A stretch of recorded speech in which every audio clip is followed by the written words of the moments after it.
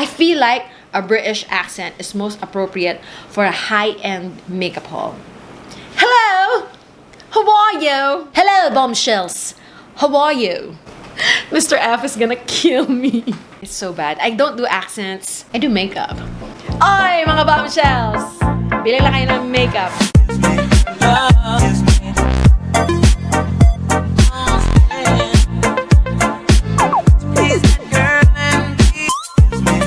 Hi everybody! Peasants. This is Charlotte, your wealthily recovering shopaholic, in today's first ever high-end makeup haul. To all of you who are new here, welcome to this channel. No, this is not a bougie channel. I don't even know where bougie came from. I don't use that word. I don't even know how to spell it, to be honest. Bourgeois. I think it's from bourgeois. Bourgeois. Bourgeois? This is a 20,000 plus peso haul. Converted to dollars would be like $400 worth of makeup. Yes, I am that girl. New year, new me. Wow. Just kidding. The pandemic is still on the rise, and so is my unemployment. So no, I have not changed my spending habits, but I rendered a service to the Shiseido company in exchange for products including NARS, Laura Mercier, Anessa, and Senka. And let me tell you, it was so hard to get it down to the 20,000 peso budget because first of all, I was treading on foreign territory. I did not know these brands. I do have some high-end makeup. I'm not going to pretend that I don't. Most of my high-end makeup are given by my generous sisters, friends, ninong, and bought secondhand. I mean, if you tell me that I have a 20,000 peso budget for, let's say, Maybelline or Colourpop or Morphe, which are more of my brands and in my price range, I would know. It would be like 5 minutes and that will be gone.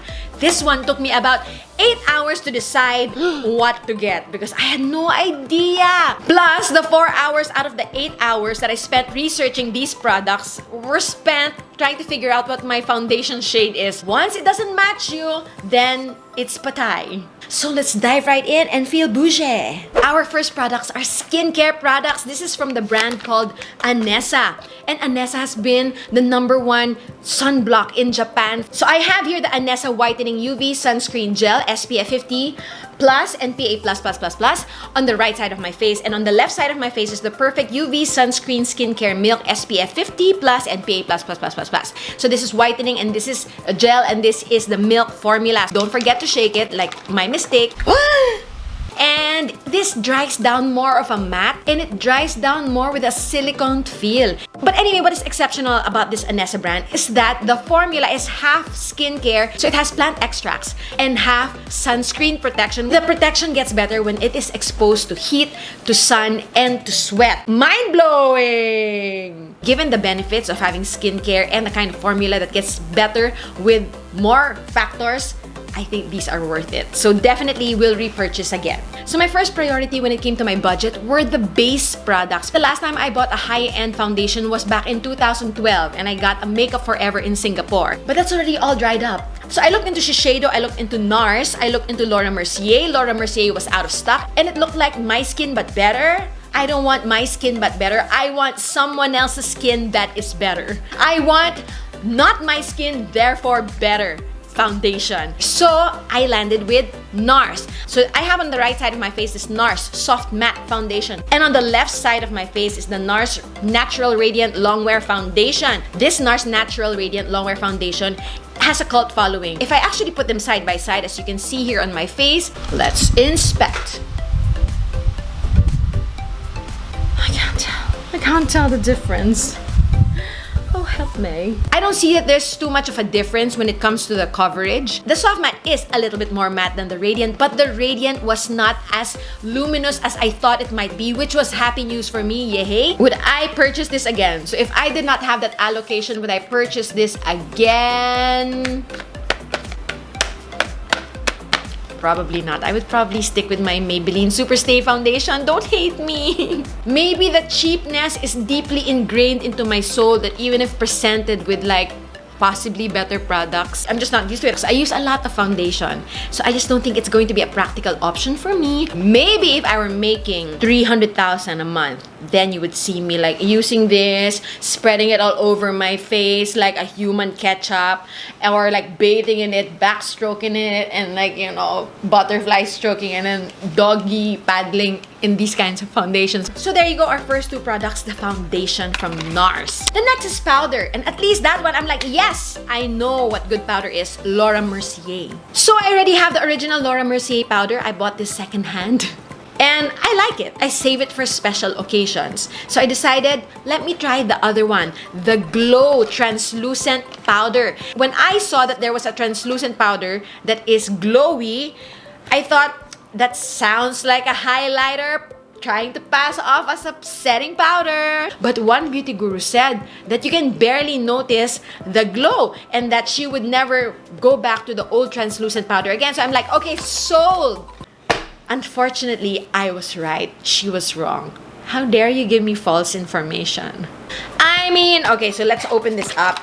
So it comes with a brush and it comes on the other end with the translucent powder. So here on the right side of my face is the Laura Mercier original translucent powder. As you can see, usual powder, mattified. And when I switch to the translucent glow powder on here on the left side of my face, you can obviously see that it is a highlighting powder trying to label itself as a setting powder. You can't fool me! Although maybe it might look nice here on screen. Matte glow! Matte glow! Up close and personal, where it really counts, it just highlighted my pores. This is like a magnifying glass for pores. Why would I want to do that? Hello, pores. I see the pores. The pores are in the house. The pores have arrived. The pores be with you. Maybe if you're medium skin tone that is poreless, then maybe this will work as a radiant setting powder for you. I should have just gotten another translucent powder. To the YouTuber who misled me, may araw ka rin. The next powder that I purchased two of. This is the NARS Light Reflecting Setting Powder. And like I was saying to you, the base products are what I was prioritizing with my budget because I feel like it's harder to dupe the base products when it comes to drugstore. So this translucent powder by NARS, the Light Reflecting Powder, it was raved about by some beauty gurus, and thankfully, that beauty guru can be trusted, unlike the other one. It is so fine. And it is really almost like invisible, and yet it mattified my skin. So I'm so glad I went with my instinct to purchase two of these because I know that I'm going to consume a lot of powders in my lifespan. I like that. I like that. I would definitely repurchase this one. So luckily, bam! I gave birth to twins. Expensive twins. Is there twins that are not expensive? Next is bronzer, contour, Kim Kardashian face. This is the iconic Glow Cheek Duo, wherein one side is the iconic Orgasm Blush and the other side is the Laguna bronzer. I actually have the mini version from a long time ago when I purchased this one. It's the same. It is the NARS Laguna and the Orgasm Blush. This is the bronzer of Albert Cunyawan to Heart Evangelista. He says he uses Laguna bronzer back when before he had Tevian. So I'm like, I've always been intrigued. Of course, I trust Heart Evangelista's makeup artist. So as you can see in this application, it is a gorgeous bronzer. It is the perfect in-between. It is not too warm and it's not too cool. So I like it now. So maybe back then, it just got lost in the rubble of all my makeup and I didn't get to appreciate this, but now I love it. Oh, beautiful.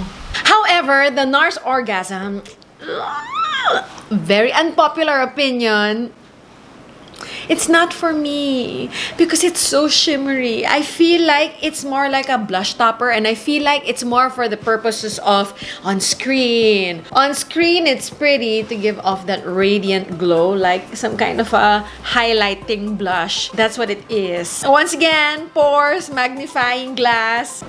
I mean, on screen, it looks good, but in real life, cholesterol. So why didn't I just buy Laguna by itself? it was cheaper to buy them in a duo. So at least I can use it for filming. The next one is this NARS Blush in the shade called Madly, and this is the blush that I put on my face. And this is a blush that looks so natural. Love it. It's so neutral. It's so wearable. Ooh. That's pretty. I love it. And blush to me is worth it to get high-end because I don't use much of it. Unless boyoyong is the peg of the day. I use it very sparingly. I use it very lightly. I use it almost with a little bit of fear that I go overboard. Because with eyeshadows, go ahead and go overboard, then you end up looking like a parrot. Go ahead and go overboard and you end up looking like a unicorn. Go ahead and go ham and look like a mermaid. But when you go ham on blush, you look like boyoyong. So this I would highly recommend. The next product is this. This is a Softlust mini lip and blush duo. So you get a lipstick and a mini blush, and it's so cute. It looks like a midget. I mean, look! They're so small! And this is for the price of 1,015, so they are like 500, 750 each. This is the blush shade called Dolce Vita, which is a very famous blush shade. Upon my research, that's why I decided to get this. And also, this one is in the shade called Tolede, which is also raved about in the YouTube world. So this is a satin formula, but it's not so shiny, so I love it. I think I have to be a high-end kind of girl now. Oh my god. I haven't tried this one because I already have Madly on my cheeks, and then I already put Orgasm on top of it, so maybe we can just do a hand swatch. I feel like this is like a cool tone blush. Yeah, it is. It's like a mauve blush. Yeah, you see? It's like a mauve blush, which actually would complement what I'm wearing right now because I have mauve lips. So maybe just a little bit. Maybe just a little bit. Just a little bit. Just a little bit. Just when we were talking about looking like boyoyong clown. Oh, there you go. Just I like it. Very, very lightly. Very pigmented. Like I was saying, with blush, you only need like a tickle. You know, with minis, they are good for collectors of minis, and they're also good when you're traveling, and they're also good when you're just trying on the brand. And it's also good for if you don't want to make that commitment yet for that big size or full size, so you just want to give it a try. I think this is worth it. I love it. Moving on to the lippies. Oh my goodness. You know. This is my journey. But in fact, before I arrived at this conclusion, I did not want to put lip products. I did not want to allocate a budget for lip products. And here I am like a lipstick hoarder. It's because I already have a lot of lipsticks. And as I was saying, there's a priority in my mind about the things that I actually need. But then some of the things that I wanted were not available anymore. So in they went, and there are some hits. For example, this NARS Audacious lipstick in the shade called Barbara. Although it is just plain black, this is magnetic pack.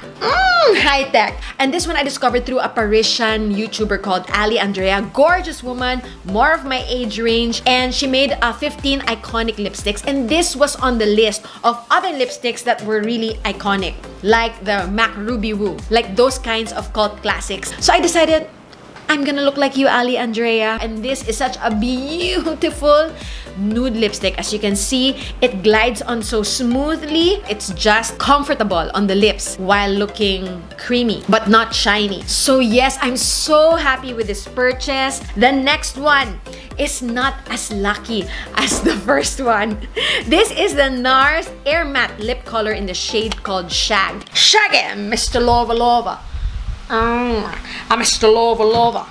Hi girl. It's actually like a velvet formula, and as you can see here, me applying it, it's like a medium pink or a pinky rose. So this is actually like the perfect color when it comes to usability. This will be like super useful to me. However, the formula is like velvet, and there are a lot of really nice velvet formulas out in the market right now. Like the Vice Ganda velvet formula is really good. So this is just a little bit of a regret when it comes to formula. I would have preferred this to be like the Power Pigment. The next one that is not regretful to me is the Power Matte Lip Pigment, which I am wearing right now in the shade called American Woman. And once again, packaging is gorgeous. So this is Power Pigment, and this is the Air Matte.